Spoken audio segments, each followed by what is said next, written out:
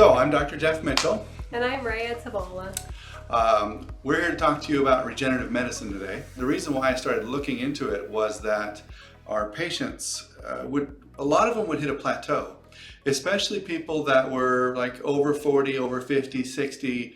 They would get better, but they wouldn't get all better. Why don't you explain with the time frame of regenerative medicine, like when you get a patient in, what that process is like, and then when we actually do the treatment. So typically when a patient comes in to see me, they would get a full assessment with me, and a plan would be formulated based on their own conditions, so it's individualized. After immediate injection, they could potentially flare within the first 2 weeks.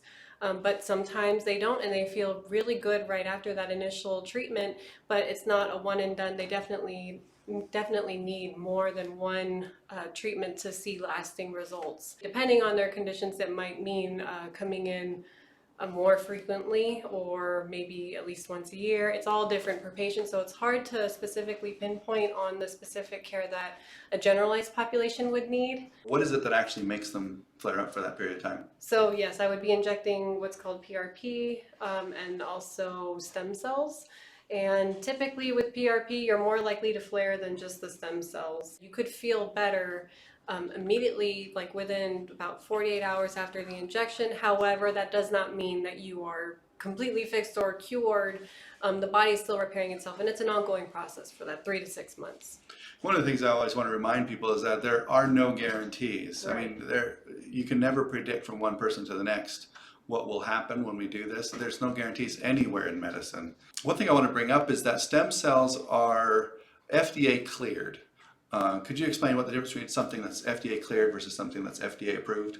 So FDA cleared would mean that the FDA has given the allowance of it to be administered, but it's sort of experimental, versus cleared where they said it's safe for the public to use, the risks are minimal.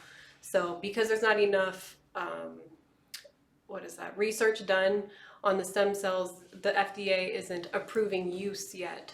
And this would be something similar to what we all are familiar with now as the COVID vaccine, which Right. is FDA cleared. However, as you're seeing, there are still certain risks that are coming up that they're learning about. Stem cells and stem cell injections and regenerative medicine has been around decades. It's been used in veterinary medicine and humans and stuff like that for years and years. It's just this approval process is very, very slow, and the FDA takes its time approving any kind of a treatment like that. So it is still considered experimental, which means most insurance companies are not going to pay for it. We can ask your insurance company to see if they will help pay for any of it, but it's rare that they kick in any money. You can at least ask. But so far, we haven't gotten any yeses yet. So, don't expect insurance to pay for it.